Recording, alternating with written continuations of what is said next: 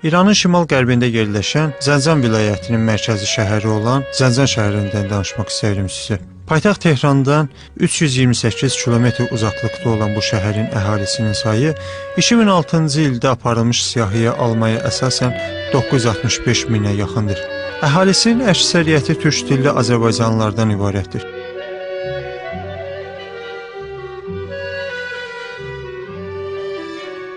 Zəncana Qəzvin şəhərindən gəldiyim üçün bu iki şəhər arasında müqayisə aparmaq imkanlarım çox idi.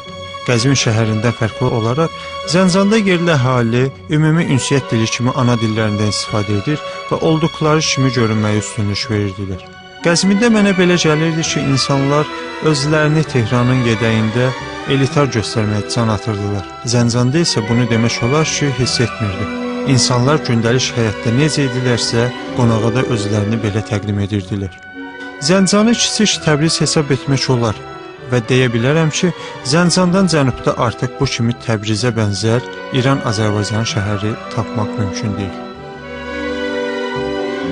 Zəncan deyiləndə ağla ilk gələn Zəncan bıçaqlardır.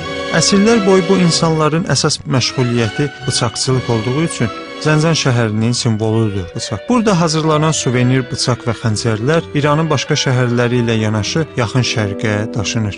Həmin bıçaqların düzəldiyi bazarlara getdik. Dəmirçi Davud bəy 22 ildir ki, bıçaqçı işləyir. Davud bəy deyir ki, artıq əvvəlki bıçaq emalatxanaları, sexləri qalmayıb.